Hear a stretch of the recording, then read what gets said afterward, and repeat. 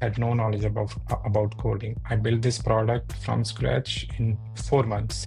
But if you start today, it will take you less than a month. That's where we are. Every 2 weeks, I could see something new is coming. I see someone who has built a product better than me in less than a month. So my message is that it's never too late to start learning about AI. And I've seen Cursor's journey as well.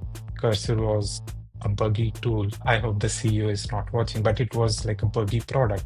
To where it is right now, I think it's going to catch up with Lovable very soon, and it's going to be a much powerful product. As a product manager, if you have Cursor on your computer, you have Zero or Lovable on your computer, you are golden. And if you use right prompts, you will be scared and surprised with what you can get out of these products. As a product manager, I always thought GitHub is equal to developers, but there is a lot of material on GitHub which product managers can actually use. What advice would you give to product managers right now thinking of building something that is more modern, more AI infused, that would help solve customer needs? You have to understand the pain points and then understand whether AI is just a lever to fix that problem, or is it a base? Conversational products are here to stay, and the UI UX from the screens would be carried over to the conversations. It would be more about conversing with the product and then just clicking buttons. It's going to be like one screen product. The user experience is now going to be within AI or the chat interface. How well someone delivers that, I think they are going to be the winner. If I were to start again, in my toolkit, I would always have ChatGPT as my lead engineer. I would have Cursor, who could be my engineer. Then, of course, V0 for the front end. Then for the back end, tools like Render, Railway, you have Supabase. I spend at least 2 hours later in the day to go through what's fresh on GitHub. Give that link to Cursor and it clones the whole repo, and you have all the files in the Explorer view, and you take all the files into a folder, ask Cursor, go through these files and describe your understanding. That's where I start.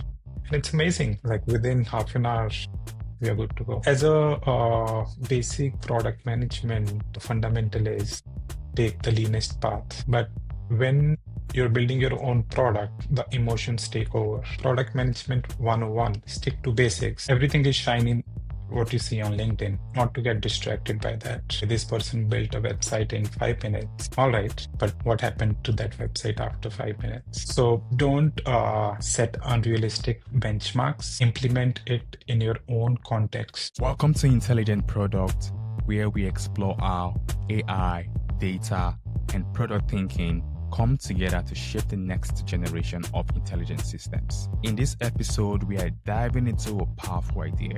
What does it mean to have a conversation with knowledge or data? And beyond that, what does it take to build an AI native product as a solo founder? We explore all of that and more in this deep and practical conversation.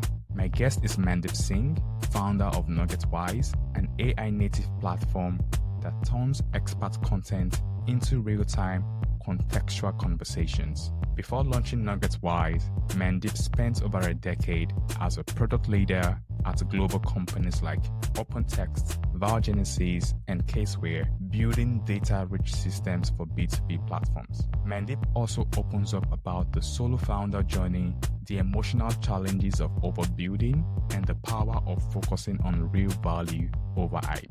Let's get into it.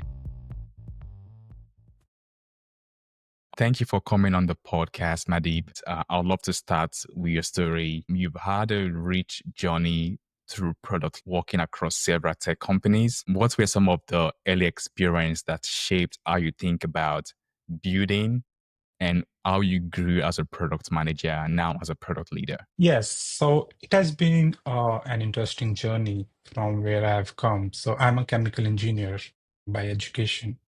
And post that, working for a couple of years as a chemical engineer, I did my MBA, and after MBA, I was hired as a knowledge subject matter expert for a supply chain consulting company.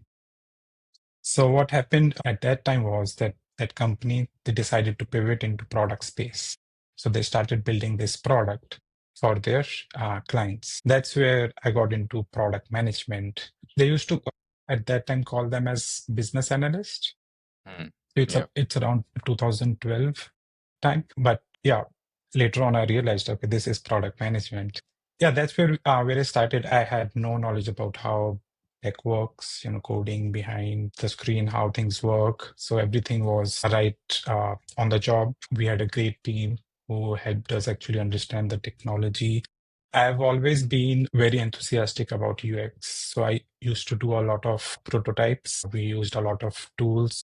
I used to do that, which helped me communicate better with the technology team, right? Which I later on realized that, and we see right now as well, what Lovable is doing. You're creating high fidelity prototypes in order to expedite the engineering part. And I always thought at the end, why I did was to make up for my lack of knowledge about what technology does. So it was kind of a blessing in disguise.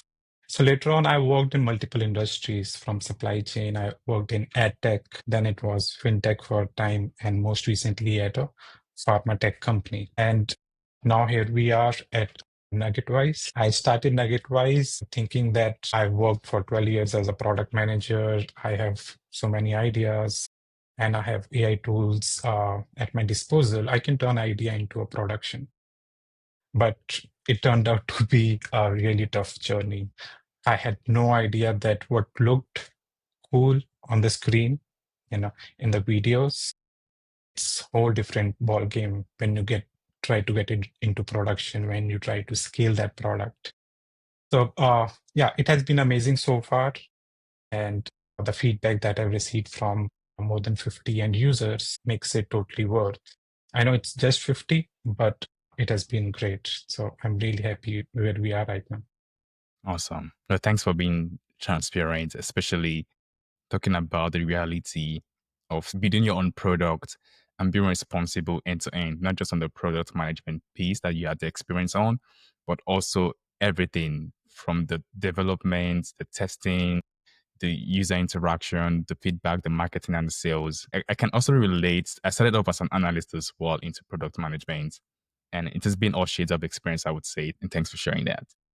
So, was there a moment that shifted your perspective where you thought we can do better than this when it comes to how we assess information, how we learn, how you started Nuggetwise? Yes, so it's over the last few years, we have seen a lot of new technology coming up, and being a little on the weaker side, I wanted to learn what goes on, under the hood.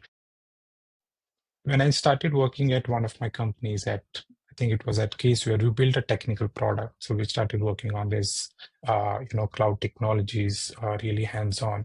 So I learned a lot there and I wanted to continue learning more, getting certifications and that. But so that's where my learning started. And then I started implementing that in each company. New learning, new implementation. At Well Genesis, I started learning about AI. I implemented that in a certain way. Now, I always thought that the way that technology is moving at a rapid pace, the companies maybe they are not moving at that space due to different reasons, and I didn't want to be restricted by that because I was learning at a pace at which the new advancements were coming in. So I always, when I talk to my friends, I say, this is the new internet, right? Mm. Like our previous generation, our parents, for them, the internet was, for us, it's AI. Mm. So the sooner we learn about it, the better it is. You don't want to be left behind, in a sense, to learn about new advancements out there, what all you can do with AI. My son, sometimes see me on my phone. I'm working on ChatGPT. He asks me, "What is this? What's ChatGPT?" He knows it by name. He talks to Gemini, right? He tells, whenever he has a question, Dad, can I talk to Gemini? So that's where we are, and I think it's very important that you keep on learning about these things, and that those things you can pass on to the next generation. And there are amazing products that you can build out there. There is a lot of, I would say, scope to make the processes better. So yeah, I mean, I can go on and on about how excited I am with the future of AI in product development. Take my case. I had no knowledge about coding. I built this product from scratch in 4 months. But if you start today, it will take you less than a month. That's where we are. Every 2 weeks, I could see something new is coming. I'm left far behind. And I'm behind because I see someone who has built a product better than me in less than a month. So my message is that it's never too late to start learning about AI. The sooner we learn, the better we will be instead as product managers, at least. Yeah, thanks for sharing that. This was a video, a YouTube video a couple of days ago, and I heard Jen Singh, the CEO of NVIDIA, said something very insightful, which is AI is now making everyone an equalizer. You know, be it a programmer, if you don't have a programming skills or software development skills, now you can. AI is not equalizing the skill level, the playing ground, and you can go out there with your idea, right? From the ideation to the execution to the deployment, you can have that one man show that can go out and execute and deliver on those ideas. So that is very exciting to see and know. So continuous learning is also very important because things are moving very fast. Mandy, like you Yes, talked yes, about, you just have to keep yes, learning, learning, and learning. yes, absolutely. And that's where Nuggetwise comes in, right? Like when I started working on Nuggetwise, I learned about what ChatGPT and Claude can actually do, right? In terms of building a product, how can they guide you? And now we are at a phase where they are agents, and it's in period of 3 months, just 3 months from where they have gone to just being a normal assistant to an agent. And I've seen Cursor's journey as well. Cursor was a buggy tool. I hope the CEO is not watching, but it was like a buggy product to where it is right now. I think it's going to catch up with Lovable very soon, and it's going to be a much powerful product as compared to what we are seeing as high fidelity front end only products. I'm really, a big fan of Cursor, and I use it on a daily basis. And about that point that it's going to be an equalizer, I think it's simplifying, like oversimplifying that concept, because I know after deploying my product a couple of times, now I'm scared. I am scared now. I'm always scared that this code might break at, some point, and I wouldn't even know what's going on. I'm relying only on Cursor or Copilot to actually keep this product running. It will make teams more efficient. You will need people who understand the infra, but the product managers now they have more knowledge. So as a product manager, if you have Cursor on your computer, you have Zero or Lovable on your computer, you're golden, at least with the working product. That's good to know. And did you ever see this happen in 2025, like the pace with the rise of Lovable, Cursor? I think there's Firebase. Like, did you see or envisage this growth of this platform in 2025? Like, I'm no expert in this, but when I started working on these products, to be honest, I hadn't heard of Lovable. I hadn't heard of Cursor. I just heard about Replit, and it was through one of the newsletters who covered Replit. It was the top dog there. Nowadays, I don't hear about Replit. It's more about Lovable and V0. Maybe it's just my circle who talk about this, but yeah, things have changed. I would say 100%, like more than 100%, they have improved. ChatGPT has upped their game tremendously well. Going forward, I think they are going to kill the competition. I'm trying to, take the Nuggetwise to next step. And now earlier I used to work with Claude and Gemini, but the solutions that ChatGPT gives me, they are like, on a different level as compared to what Claude or Gemini. Maybe I'm using them wrong, but the information that I received from ChatGPT is on a different level. It's like a 100% change from where it was a few months back. Yeah, that's it's exciting, but it's scary at the same time. The pace at which this model just Yes, gets better every time. yeah. And if you use right prompts, you will be scared and surprised with what you can get out of these products. So, yeah, I mean, there's a lot of information out there. Like as a product manager, I always thought GitHub is equal to developers. But there is a lot of material on GitHub which product managers can actually use. So I'm a big fan of open source now.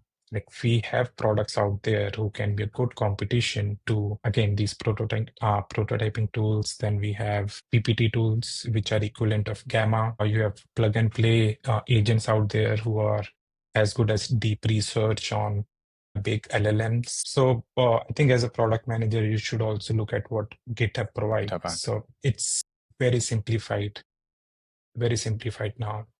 So yes, to answer your question, what has happened in last 4 to 5 months is yes, it's going to be a level ground as far as learning is concerned.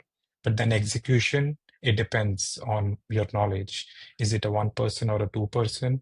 Of course, it's not going to be as much effort as it was in the past. As a product manager and as a builder now, what advice would you give someone that's trying to, like you had to reimagine what you knew, like in the past of building SaaS with Nuggetwise, right? In terms of tools, processes, the data, and even the mindset. Like you have to reimagine this. What advice would you give, or what are takeaways or implications to product managers right now, thinking of, building something that is more modern, more AI infused that would help solve their customer needs? I think at the end of the day, you have to understand what are the pain points now, and then understand whether AI is just a lever to fix that problem, or is it a base? So that has to be understood. If you can already solve that problem without using AI, you don't need to use that AI out there. Same I tried to do with Nuggetwise. I thought, I could get just the answers. It's like a help file of uh, 3,000 pages out there. I can just get answers, but it's not possible without AI getting those answers from various newsletters. So it's very important to first of all understand whether that problem requires AI or not. Hmm. If it requires AI, it needs to be solved with AI. Then you can apply AI. And when it's presented to your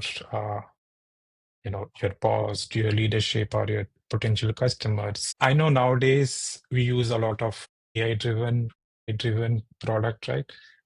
We always use, like, I use AI driven content intelligence, but what people care about is what is after AI driven, right? Is it a platform? Is it a chatbot? Is it any product? Is it a desktop product or a mobile app? They just want the problems to be solved.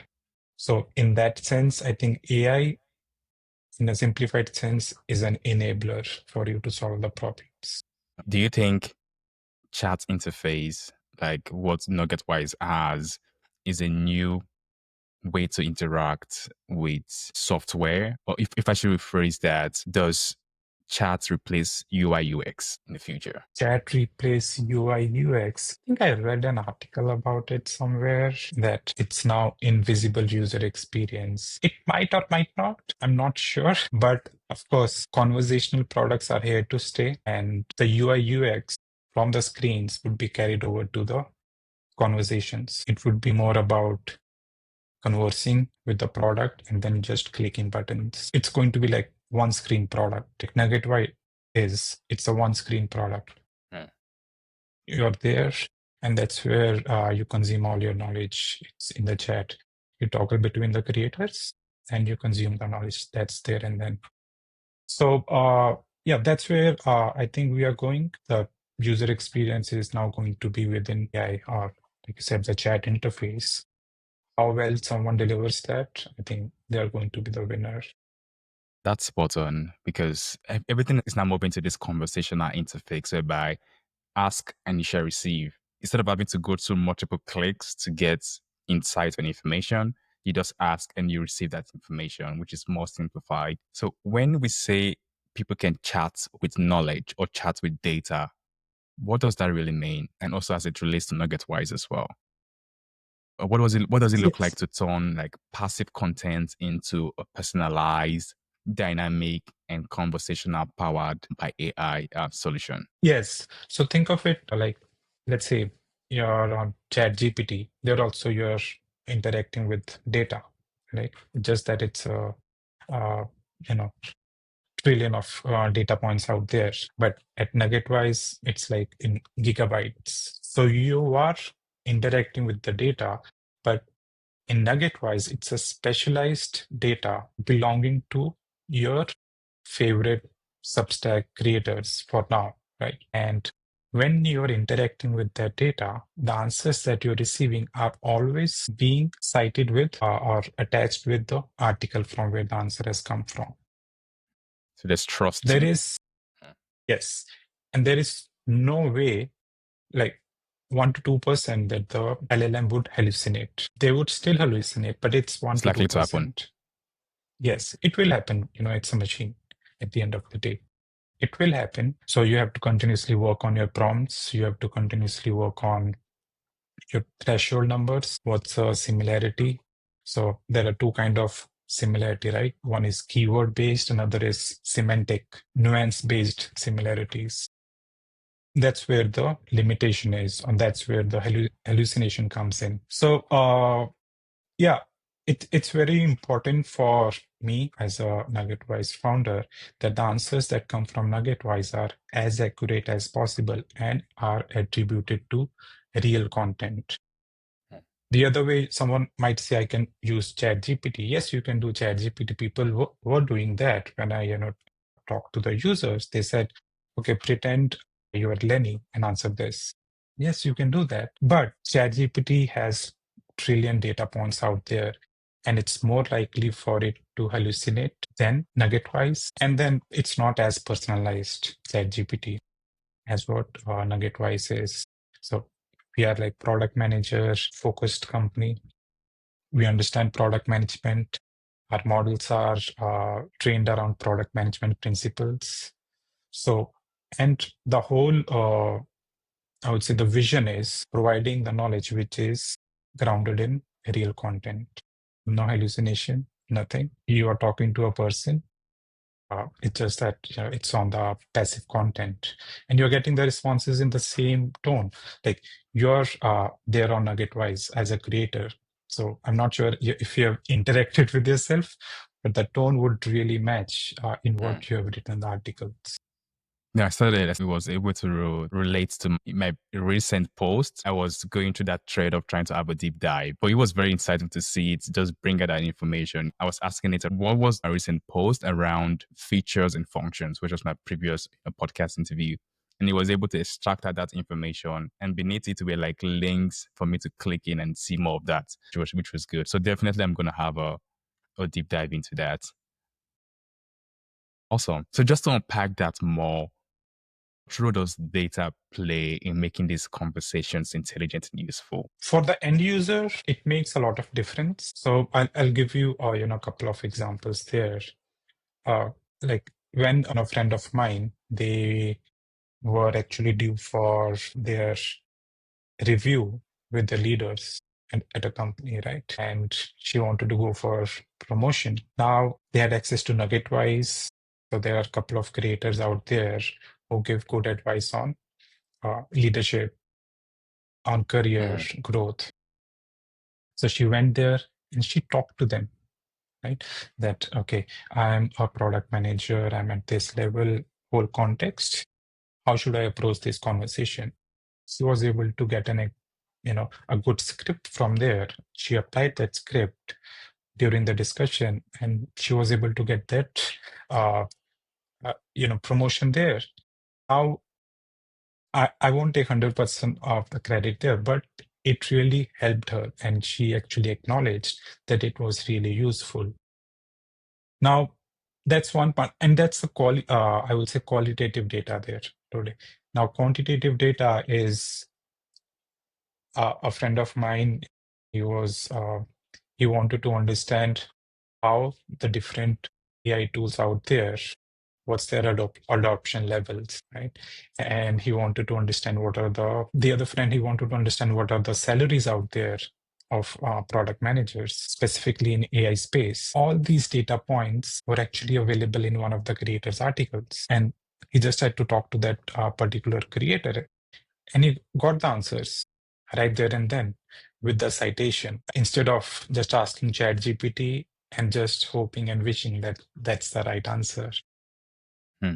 So this is more direct to specific. So you have to understand some sort of a group of creators that would be able to provide a context around what you're looking for. It's kind of like having a personal mentor, right? You have an idea, you have a Yes, problem, quickly you just go and just ask them questions, and they're providing answers that are very tailored to what you're looking for. that's right. That's right. Yeah, you have to know who can give you the right answers. I mean, there is an option within Nuggetwise. You can get answers from multiple creators at once. So if you see the answer from the other creator is better, you can switch to their tab and start talking to them. But at the back of your mind, you know that, okay, I'm following these 5 creators. This one is good at strategy. This one is good at technical.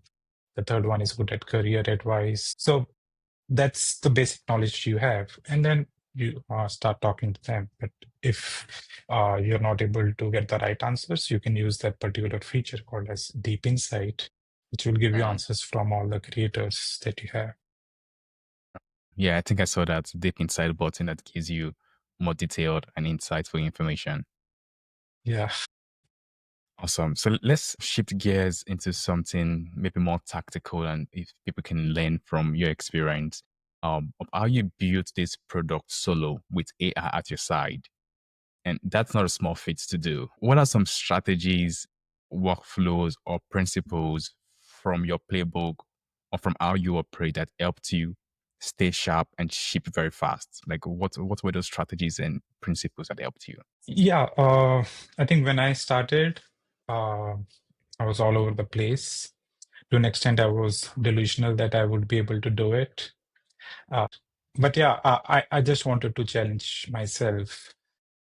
First 2 months, they were very tough and draining. Make any, I couldn't go beyond the screens that I had. Didn't get the back end working. I actually didn't understand what exactly that needed to be done. Although I was reading about it, but I wanted the product to function in a way that as soon as someone uses it, they know there is a value in that. I could build a chatbot out there. You go out and search for RAG chatbot. You'll get a million articles about that. It's very easy to build a RAG chatbot, but how to build a chat interface with this amount of data coming from Substack articles. So Substack articles are rich HTML pages. It's extremely difficult to get clean data from them. It's very difficult to identify the right technology which would normalize the video part, the diagram or the images part, or Mhm. also even the video part. So it was pretty draining. And if I were to start again in my toolkit, I would always have ChatGPT as my lead engineer. I would have Cursor, who could be my engineer. Then, of course, V0. I find V0 better than Lovable. For your So front end, V0, but for the yeah, front end, okay. yeah, for the front end. And so my front end has come directly from V0. So I like that part. And then for the back end, I had no idea that it was so easy to deploy. There are a lot of tools out there. You have like Render, Railway, you have Supabase, multiple deployment products out there. Those can be used. The reason that I went ahead with Firebase is because ChatGPT told me to. That was my source of knowledge at that time. So don't rely only on ChatGPT. go and learn from what people out there who have built. And yeah, so there are different tools that you can use out there, which are plug and play, and who are actually in the same ecosystem. So if you go to V0, you see deploy in Supabase. You see that button over there. So they are closely integrated. You can host your website there as well. So everything could be done in one small ecosystem as compared to what I did was totally out of the need to get free Google credits. So you get around $1,000 Google credits if you're building a Gemini product. On You can Firebase. still use them, but Is it just for Firebase or this will be across Google product, the stack? across, yeah, Google Stack, Yeah. Okay. you know, $1,000 of credits if you're building a Gemini product. So, you have to use their Vertex AI services in order to get access to those Google credits. So anyone who is just starting, use that. It's a great start. You can use $1,000 to actually learn about different technologies out there. The only thing is you have to use the Gemini as your main LLM. Yeah. So I would say, like I said at the start of our conversation, the same product can be built by someone who knows about these technologies. And a lot of people, most of the people know about these technologies now. They can build it in 1 month. I won't be surprised. Wow. But also there's this importance of understanding the like technology, understanding what they can do. Because I also tried exploring Firebase. I got stuck in this error or code. Like I didn't know what was wrong. And then eventually I just had to abandon that project. This was me just exploring using Firebase. Right. But if you have a little bit of that technical know-how, I think it might be easy for you to navigate and use all of those tools together. So that's learning experience Yeah. is still very important. So there's a good hack over there, which wasn't there when I started. ChatGPT understands the images very well now. It did not understand images back then. So if I'm stuck somewhere and I can't share the text from that place, I just take a screenshot and send it to ChatGPT. So being a senior engineer, tell me what's wrong here. So for example, specifically Firebase. Firebase, they have a service account key that you have to download and then provide it in the backend so that you can interact with Firebase. So that took me, I can totally relate with you. That took me around 2 to 3 weeks to figure out what do I have to do on Google, what I have to do on Firebase, how do they talk to each other, and all that stuff. I think it Yeah, was the same issue I had. Yeah. yeah. I totally get I think it it. was with the API key. I would, yeah. If I were to start again, I wouldn't use Firebase. So yes, it is a little bit complicated, but the AI tools now, they make it very easy. Cursor, uh, if you just provide it any URL, it can read all the API documentation there. It can read all the images as good as what ChatGPT does. And it can make a project plan for you. So, which is not as good as ChatGPT, but it's really a great improvement from where it was like 2 months back. So, I think it's going to be like a ChatGPT of vibe coding. I don't like that term, but it's going to be ChatGPT of vibe coding going forward. And we will see products being rolled out of much bigger scale than Nuggetwise in less than a month. No, thanks for sharing.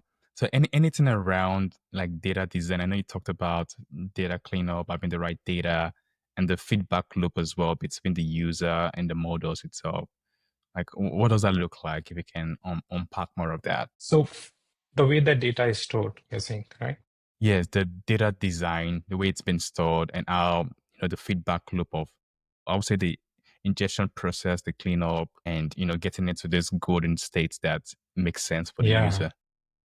Yes. Yeah. That's another big learning, that I had to go through. So the data that you get from web pages, one is Substack, and there is everything else, right? Uh, you can web scrape every blog out there, every website out there using some open source packages, but not with Substack. So you have to go through very specialized tools out there. GitHub is one of your friends. I think I used GitHub at the end of the day, and it took me like a month to figure out what to do. And because ChatGPT said, we'll do web scraping, you don't worry about that. But we couldn't do that. So I had to resort to GitHub, and after that, I am a fan. So coming back to your question, yes. So the data, it should be first normalized. So by normalization, I mean taking out all the iframes from the HTML pages, taking out all the special characters from the pages. Google Gemini does it very well. So I use Google Gemini for that.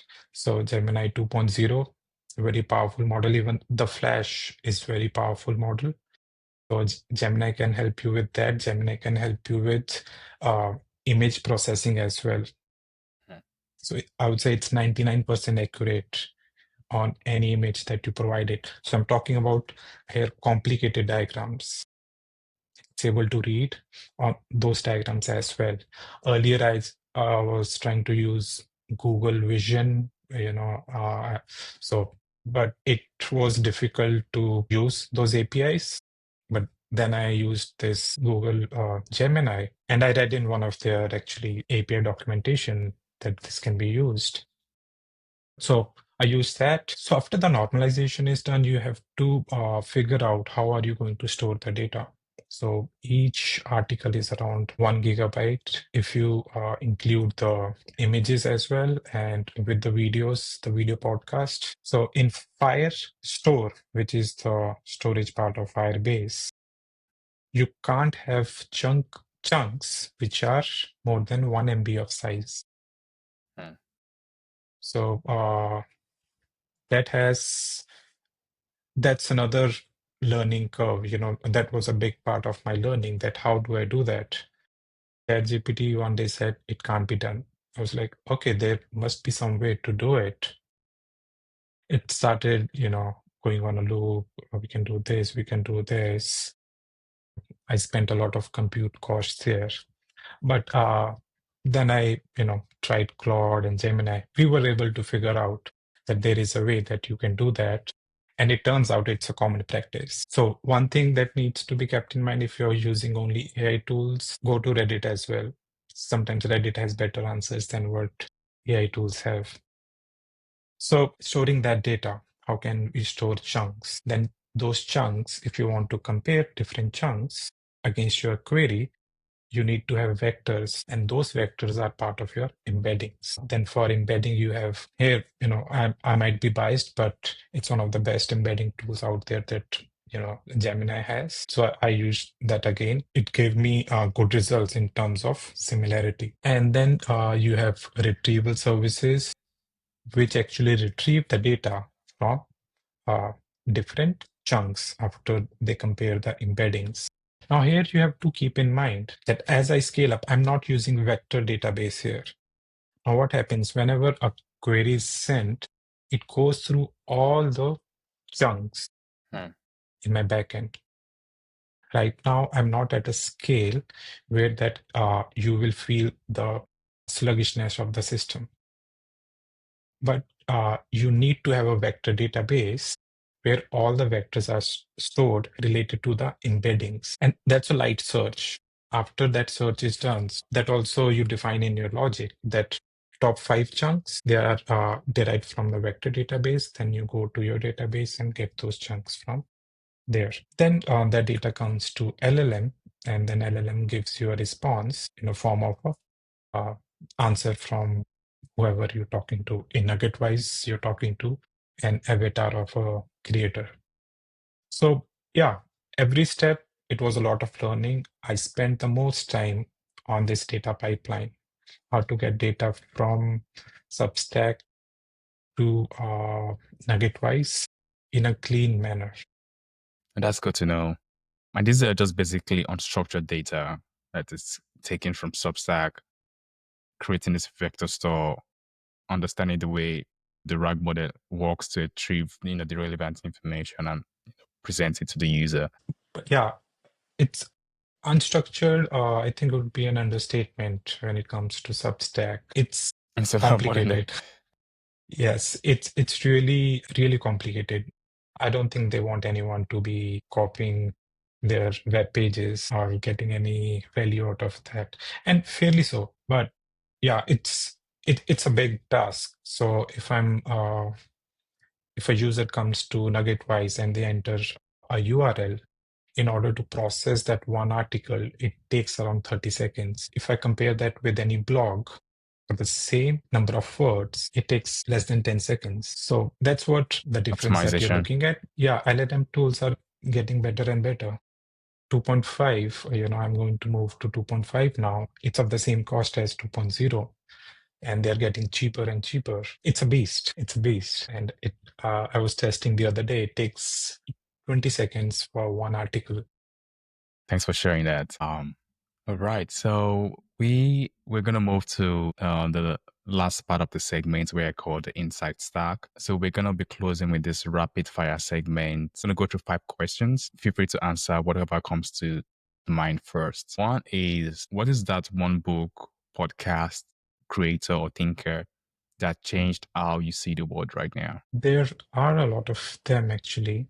I mean, different parts of product management, different aspects. So I would like to start with, it might be unconventional, is Veska. Think about it. So yeah, she talks a lot about how you communicate with the leadership, Hmm. right? How to stand out, when you communicate with them, and how to say no. She's really good at that. How to say no. I'm not able to recall, but I had written it down somewhere. There was, statement in one of her articles. Not able to recall, but Vescow, and in the leadership part. Then when it comes to core product management, I would say Akash Gupta. Yeah, he's amazing. Then there is Shreyas Doshi, who I think overall package, if you have to follow one person, he's the one, Shreyas Doshi. Is So it the one he talks about evals and about AIPM? That's different. no, no, Okay.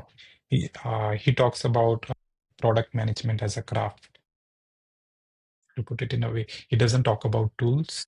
He talks about product management as a craft, how to get better at it. The tools, go to Akash, you go to Colin Matthews. So they give you the tools. So yeah, I think those are three, four, right? That was helpful. Thanks for sharing that. Number 2 would be one habit or routine that keeps you grounded or makes you a better person every day. Do you have like a routine that you do every day that keeps you grounded in what you're doing? To be honest, no. I Which am could in a be mess. a routine. It could be an habit, I going mean, with the flow and just prioritizing as you go.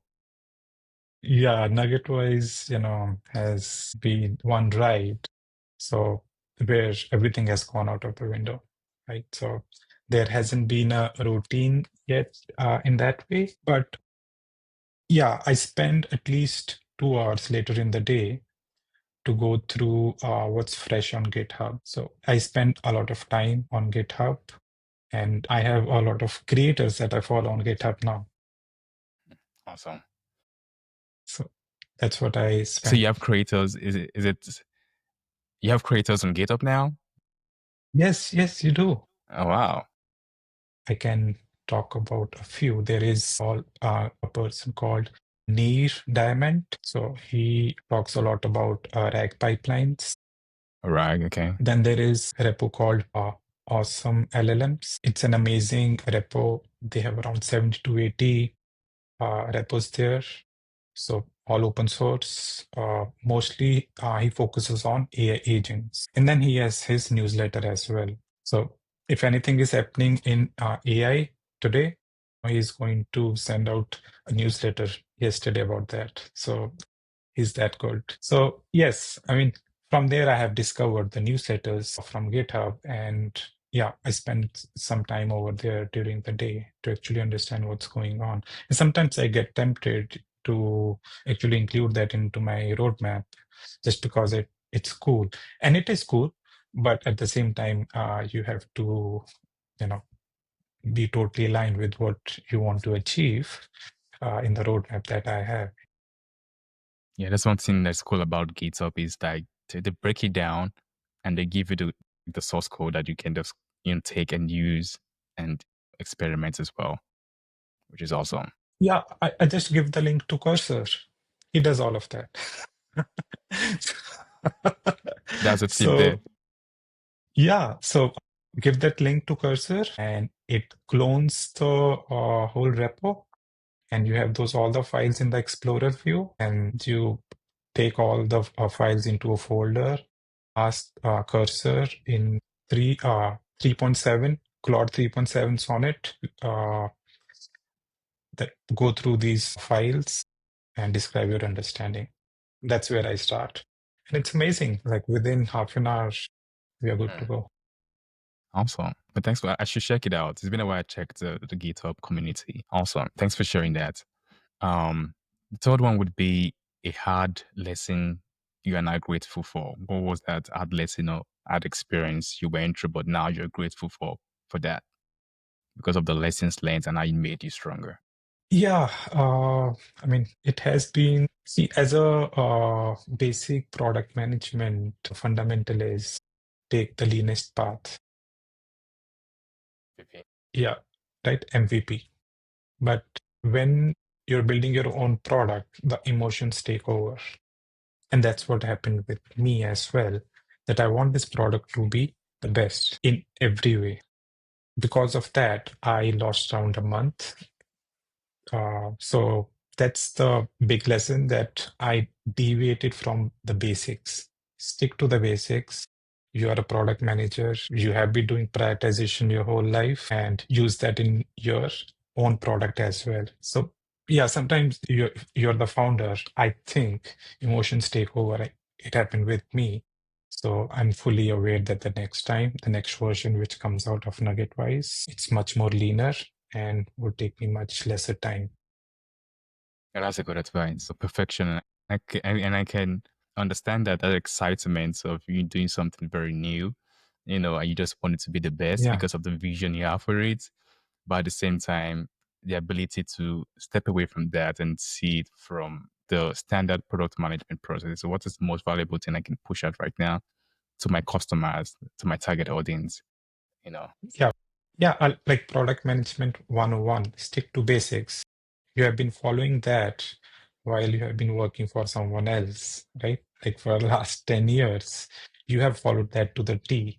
But I totally forgot about that because, I wanted to do something else. I wanted to make a big product.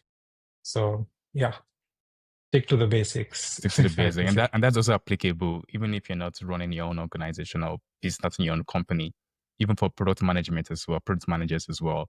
You Yeah, have an idea, you're excited, or someone is pushing you to do something, still have that control and just stick to the basic of, yeah, what is most important to do right now. yes. Right. Awesome. So is there anything you're excited about in your work or in your life that's coming next? For example, with Nuggetwise, is there anything upcoming that you want to talk about? Yes. So with Nuggetwise, what we did in the first version was creating content to context, right? Uh, I want to learn about product strategy, AIPM strategy. I came and talked to the creator. Okay, I read about it. What next? How to execute that? So what I'm trying to do is have that next part, that you learn and you play within Nuggetwise. So you have feedback from the best creators out there, of course, grounded in their content, to create documents for you, create a strategy document, create a PRD for you right there and then. So you talk to creators, you learn from them, and you execute there. So I want to build Nuggetwise as like a one-stop shop. I know there are multiple products out there who have the same motto, but Nuggetwise, I'm thinking of it as a little different from there, because the core would be the same. The knowledge, the grounded knowledge that a user uh, relies on. Hmm. He reads about, Akash Gupta like 5 times a week. Of course, he wants to emulate Akash Gupta. He wants to write PRDs as good as what Akash used to write when he was a product manager. So why not let them write that in Nuggetwise within 5 minutes and let the content of Akash critique that or give feedback to the user right there and then. So I'm really excited about that next phase, and I'm sure it's not going to take as long as what the first phase took. Yeah, and I remember from the beginning you said you want to keep the users in one interface. So this could be one step whereby they're able to have that 360 value achievement just in being in Nuggetwise. Awesome. And then finally, what is one piece of advice for anyone building with AI and data today? If you were to have a closing remark, like what would be that piece of advice you would give anyone, be it an AI PM, a data PM, or a PM in general, trying to build something with AI and data? What advice would you give them? I'm not an expert, yeah, but I think not to. I mean, everything is shiny, what you see on LinkedIn, not to get distracted by that. If you see someone is saying, okay, this person built a website in 5 minutes, all right, but what happened to that website after 5 minutes? So don't set unrealistic benchmarks for you. Learn about the technology, implement it in your own context. Let's talk about these high fidelity prototyping tools. And I read an article about it on LinkedIn as well. So what V0 does to create that prototype is it uses certain framework which might or might not talk to your backend, even though you have something available in one day. It will take you maybe 10 days to talk to your backend. That's one, if you're building the whole product by yourself, if you're a founder. And if you're in a team, you go to your engineers and tell them, okay, I built something in one day, or even, 1 hour. Now it's only the backend that you have to build. Earlier, what used to take 6 months, do it in 1 week.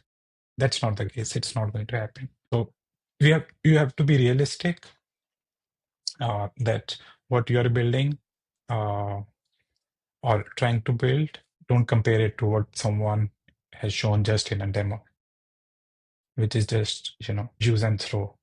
And I've seen a lot of that. I have been through that phase where I used to wonder, okay, this person has already created this thing and it took them 2 days, whereas I have been struggling with this for last X number of weeks. So yeah, that's my advice. Don't compare yourself against what others can do with AI. Again, stick to the basics of AI and PM and see how they can combine to deliver the value to the customer. And don't expect that if AI is able to do something at a certain pace, the others members of your stakeholders would also be able to deliver at that pace. It could be due to different reasons, right? Yeah, that's what I have. Yeah. Stick to the basic. Thanks for sharing that. Awesome. Any other closing remark, Mandip? No, it has been great talking to you, Jode. I think we have been in touch for at least a month. I mean, yeah, you got in touch, About and yeah. then for some reason, I don't know, I couldn't respond. So, sorry about that. But it was an amazing discussion. I hope we talk again and we stay in touch. Awesome. If you have any questions related to building with AI, of course, there are better sources out there, but if I can help you with anything, sure, get in touch. Awesome. Mandip, this has been a fantastic conversation. Thank you for sharing your story, your thinking, talking about Nuggetwise and your process as well. Really enjoyed the conversation. Bye for now. Thank you for listening. If you enjoyed this, please give us a like, share, and subscribe. And don't forget to visit intelligentproduct.io to learn more and stay connected.